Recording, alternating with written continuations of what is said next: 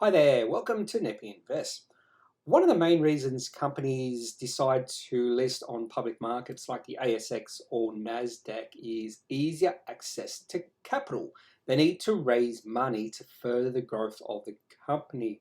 And the company I'll be looking at in today's video, Visioneering Technoligies, is a company that has really taken advantage of that fact over the past 4 years, ever since they IPO'd in 2017.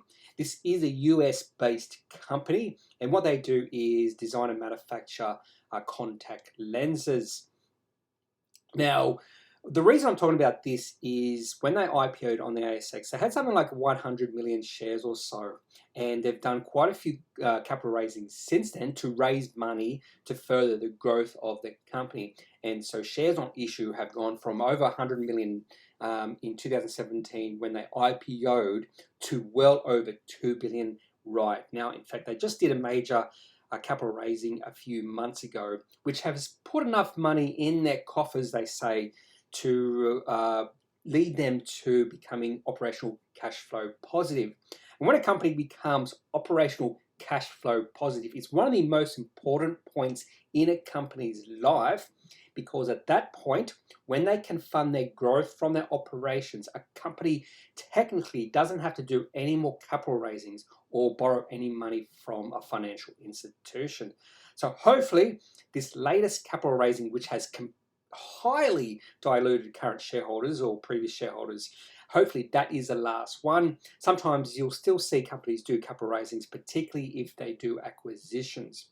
So let's get into looking at some facts in regards to Visioneering Technologies.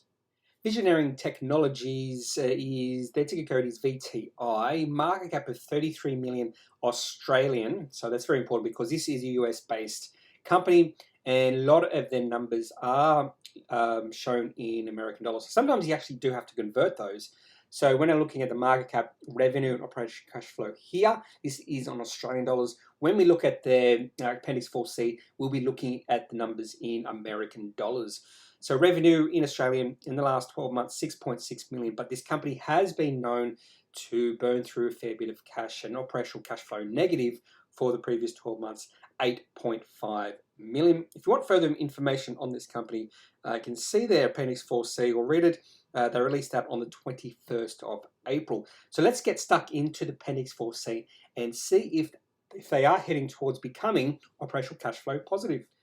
And here is the most recent consolidated statement of cash flow, straight to the cash flows from operating activities.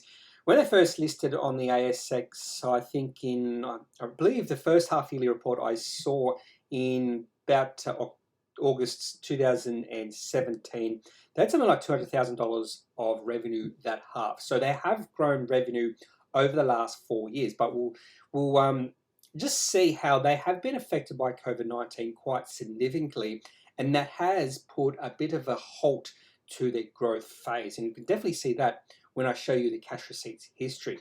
So in this most recent quarter, they did receive $1.6 million in receipts from customers. And again, this is in US dollars. And they were operational cash flow negative by $1.9 million. But more importantly, they did have a significant capital raising that grew their cash from 2.4 million United States dollars to 16.5 million. And they have mentioned that they hope this is enough cash to lead them to the promised land of becoming operational cash flow positive. And this is their cash receipts history for VTI going back to when they listed on the ASX in April, well before April 2017. So the beginning of 2017. And we can see from April 2017 to January 2020, just before COVID-19 financial panic hit or that pandemic hit, we did see an upwards trend in the cash receipts. So this company was growing. That first quarter, all they received in April 2017 was $90,000 in receipts, and they grew that to $1.8 million in the Jan to 2020 quarter. So that's the last quarter of the calendar year in 2019. Then the pandemic hit, and they were quite affected in regards to people wanting to use their products.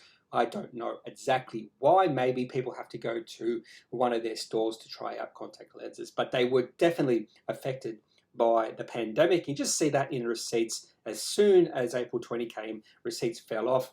We did see a bit of a spike in the October 20. Maybe that's because that's sort of the period where we were in between the two spikes in the pandemic in United States during that period, and then it fell away again, and it's starting to rise now. So when you do calculate the compound quarterly growth rate from April 2017, we do get a number of 19.7%, but over the last 8 quarters, it's almost virtually flat, only at 3.7%.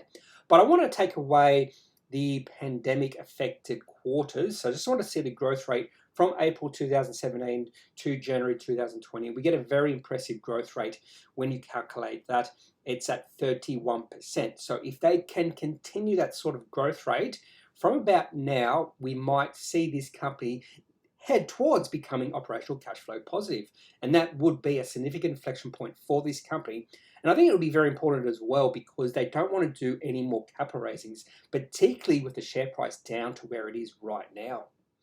And here is the reason why they really don't want to do any more capital raising. So this is the share price action, the weekly chart going back to when they IPO'd at the beginning of 2017. The share price got as high, around about 55 cents at the start of 2018, and then the share price went in a well-defined downtrend from then. Share price actually fell from 55 cents in the beginning of 2018 to around 15 cents by the end of that year. So that was not pandemic related. That was just the market becoming less interested in this company. Not a lot of volume at that point in time. We did see that downtrend continue into 2019, but we have seen the share price wanting to level off or consolidate. But it has been still drifting down slowly and slowly, but we have seen the volume increase and increase. And the reason why the volume has started to increase is because the amount of capital raisings they have done, the share dilution, significantly more shares on the register for this company. So I think it's very important that they do become operational cash flow positive, because if they do any more capital raisings, we're going to see the shares on issue explode even further from here. And finally, just going to be looking at the 1-year daily chart for Visioneering Technoligies, VTI. Going back a year or so, the share price was around 1.3, 1.4 cents at a low at the end of June. Then we did see a bit of a rally in the share price, and that rally in the share price was caused because we did see the number of cases of COVID-19 come down during that period. So people were thinking that the pandemic was coming to an end in the United States. It was in the recovery phase, and a company like VTI was going to benefit from that. And then we were wrong, because we had another spike in the pandemic or COVID-19 towards the end of 2020 in the United States. And that's why the Visioneering Technologies share price was affected, because this company has been highly affected by the pandemic, and the share price has kept on falling and has gone back to that recent low in June 2020 at around 1.4 cents. And that's just after they did that massive capital raising, which was highly dilutive to current shareholders.